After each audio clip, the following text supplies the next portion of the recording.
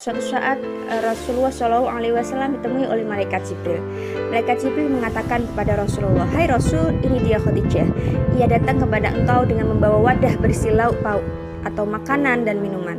Jika ia datang kepadamu, maka sampaikanlah salam dari Allah dan dariku kepadanya. Selain itu, beritahukan pula kepadanya bahwa rumahnya di surga terbuat dari emas dan perak, yang di sana tidak ada kebisingan dan kepayahan di dalamnya." Hadis riwayat Bukhari. Masya Allah, sungguh amal soleh apa yang dilakukan oleh Khadijah radhiyallahu an sehingga mendapatkan kemuliaan dari Allah Ta'ala yang begitu besar. Biasanya kemuliaan yang Allah Ta'ala berikan kepada umatnya, hambanya, itu berbentuk umum, contoh lil mu'minin, lil muttaqin, lil mukhlisin. Tapi untuk Khadijah, kemuliaan itu khusus untuk beliau melalui hadis Rasulullah SAW ini langsung disampaikan oleh malaikat Jibril.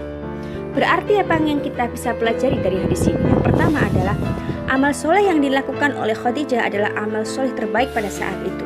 Yang kedua, sanjungan pujian dari Allah tidak melihat laki-laki atau perempuan. Ketika mereka beramal baik, maka Allah Ta'ala memberi pahala terbaik di sisinya. Yang ketiga, Khadijah melakukan amal soleh yang luar biasa, pasti disertai dengan pengorbanan dan kemampuan yang besar. Salah satu kemampuan yang dimiliki Khadijah radhiyallahu an adalah kepiawaian beliau mengelola harta dalam perdagangan. Hasil yang berlimpah dalam perdagangan dia relakan untuk berkorban di jalan Allah Ta'ala, jalan dakwah Islam pada awal perjuangan Islam saat itu. Padahal biasanya penyakit seorang hamba yang kaya adalah mereka selalu merasa uang tersebut hasil perjuangan tenaganya sehingga dia merasa kikir dan kurang bersyukur. Hal ini sebagaimana yang Allah Ta'ala sampaikan dalam Quran surah Al-Ma'arij ayat 19-21. A'udzubillahi minasyaitonirrajim. Bismillahirrahmanirrahim. Innal insana khuliqa halu'a. Sungguh manusia itu diciptakan bersifat suka mengeluh, halu'an. Idza massahu syarru jazu'a, apabila dia ditimpa kesusahan dia berkeluh kesah. Wa idza massahul khairu manu'a, dan bila mendapat kebaikan, harta yang berlimpah, dia menjadi gigir. Dalam ayat tersebut maka menjelaskan kepada kita bahwa di antara sifat asli manusia adalah gampang mengeluh jika ditimpa kesusahan.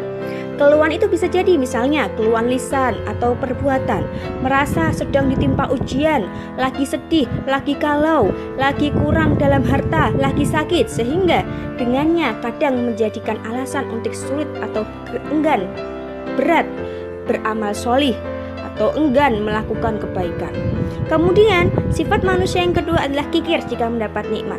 Kikir itu apa? Kikir itu adalah lupa, lalai dari menggunakan nikmat tersebut untuk kembali mengabdi kepada Allah Ta'ala. Jika nikmat rezeki harta, maka lupa bahwa dalam rezeki yang dia peroleh sesungguhnya terselip hak orang yang membutuhkan, contohnya fakir miskin, keluarganya yang membutuhkan, saudaranya, tetangganya, rakyat yang mungkin membutuhkan bantuan secara ekonomi. Jika nikmat itu berupa kesehatan, waktu luang, kecerdasan, lupa digunakan untuk berkontribusi memperbaiki umat, berdakwah, beramal soleh. Namun jika digunakan untuk mengejar prestis, eksistensi, ketinggian, status sosial, kepuasan nafsu belaka, ya dia rela menggunakan nikmat tersebut ya untuk dirinya sendiri dengan seluruh effort yang dia berikan. Itulah sifat manusia. Oleh karena itu, agar terhindar dari sifat-sifat tersebut, Allah kemudian melanjutkan dalam potongan ayat selanjutnya, yakni illal musallina alladzina hum 'ala sholatihim daimun, kecuali orang-orang yang mengerjakan sholat dan mereka itu mengerjakan sholatnya. Walladzina fi amwalihim haqqum ma'lum, dan orang-orang yang dia memiliki di hartanya tersedia bagian tertentu bagi orang-orang yang miskin. Lis-sa'ili wal mahrum, dan orang-orang yang tidak mempunyai apa-apa, yang tidak mau meminta-minta. Nah, inilah dari kisah Khadijah. Dari hadis ini kita belajar bahwa Ibunda Khadijah adalah seorang wanita yang dengan kemuliaan tertinggi. Harta dan kemampuan yang beliau miliki, beliau gunakan untuk sebesar-besarnya kemuliaan umat. Perjuangan menyadarkan umat minaz-zulumati ilan nur, dari kegelapan menuju cahaya. Kecintaannya kepada Allah Ta'ala, kecintaannya kepada dakwah, kecintaannya kepada umat menjadikannya mendapatkan kemuliaan dari Allah Ta'ala langsung melalui hadis ini. Masya Allah.